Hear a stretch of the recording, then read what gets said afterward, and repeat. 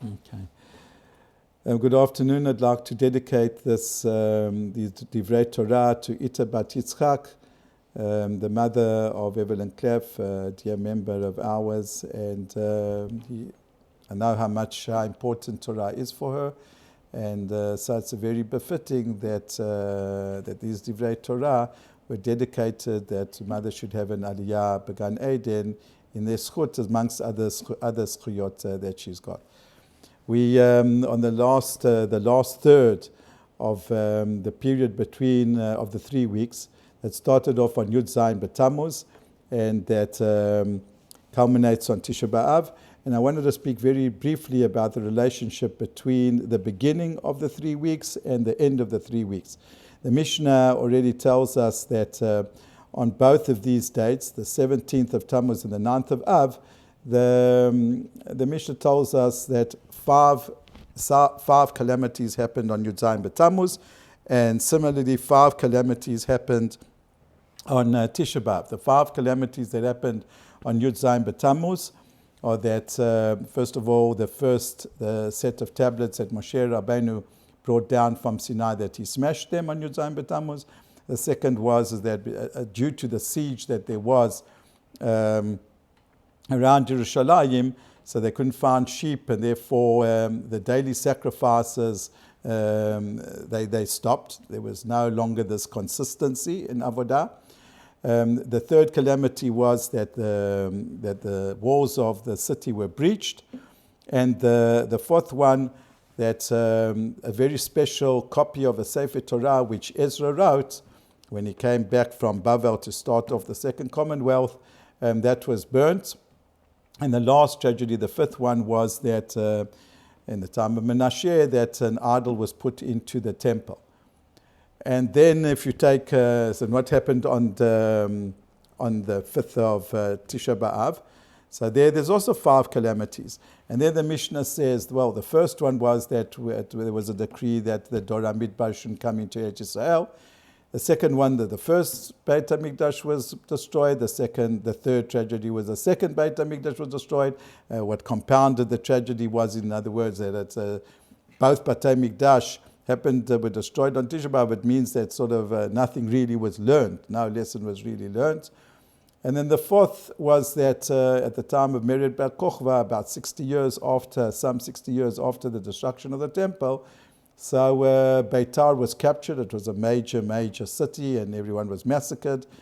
And the last one was that in the time of Tunas Rufus, so the whole Temple Mount was plowed over by the Romans, so that the Jews should have no connection whatever to Yerushalayim. Now, if we would take these 10 tragedies, let's take the 5 of Yud Zayin B'Tammuz, and we would say, what is the common denominator between them? They all have to do with what? With Torah. You can see the first one is that the Torah was smashed, the tablets were smashed, it was burned. There was the daily sacrifices were stopped. Even when it says that the city was breached, the walls of the city were breached. So that also has halachic religious significance. The religious significance is that there's certain things that a person has to do within the boundaries of Yerushalayim. For example, we've got a mitzvah that Masei and certain korbanot can be eaten in Yerushalayim. So once the city is breached, so we can't do that. So everything has to do then with religious observance. If we take now the second batch, the batch that all the 5 tragedies that happened at the time of Tisha B'Av, and we'd give them a heading. What is common to that heading? What's common to the heading is that they all of a national significance. In other words, that the 2 temples were destroyed, not to come into Eretz Yisrael, that Yerushalayim was plowed over, that Beitar was captured. All this has to do with the nationalistic side. It's got nothing to do. Of course, it's got overtones and it's got an impact religiously. But the emphasis is that it's on the land which suffered, right? And the people's connection to the land, as opposed to Yud Zayin B'Tammuz, which all has to do, the direct effect of the calamities was that it was an attack on the Torah and religious observance. And therefore it's very strange Why should it be that Dafka, that Tisha B'Av, which is we intensify our mourning, why should that be more chamur than all the calamities that happened in the Torah, that where the Torah was attacked, the divine Torah that was given Dafka to the Jewish people, that there it's not so chamur. Yud Zayin B'Tammuz, it's a 12-hour fast. We can wear shoes. We can bathe. It's not like we're in mourning like in the case of Tisha B'Av. So there's various approaches to this, and I'd like to just maybe suggest one. If we let's look at the roots. Let's look at the first of each set of tragedies. What happened first on Yud Zayin B'Tammuz at the time of the desert, and what happened in Tisha B'Av at the time of the desert. That's the root of what afterwards evolved. So in the case of Yud Zayin B'Tammuz, Nishtabru Aluchot, if we would try to understand now, so what type of tragedy was it? What was the nature of the sin? The sin was an intellectual sin, a terrible sin. Jewish people suffered terribly because of that, and the Gemarot speak about that in every single generation there is 1/24 of the punishment is as a result of Chet HaEgel. So it's not something so simple. But Chet HaEgel was, we could call it an intellectual sin.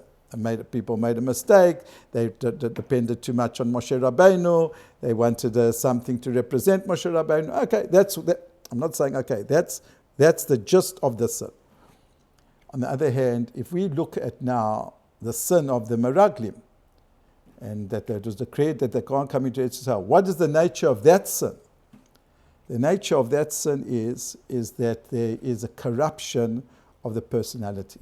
The Torah tells us, it's specified in Dvarim, we always read it in Dvarim, and the Parsha always before Tisha B'Av, when Moshe Rabbeinu reviews what was happening, just 6 weeks before he passed away, and he reviews what happened, and he tells us what happened in the times of the Meraglim, and there the Torah tells us, "V'taragnu bo aleichem," that the Jewish people, that when the spies came back, they demoralized the people, and the people wept and they complained in their tents, and they said, you know what? Because Hashem hates us, He took us out of Egypt. Can you imagine such a thing? Can you actually imagine, after all the miracles, after all the greatness that Hashem has did for the Jewish people, He took them out of Egypt, split the sea, gave the Torah, gave them man.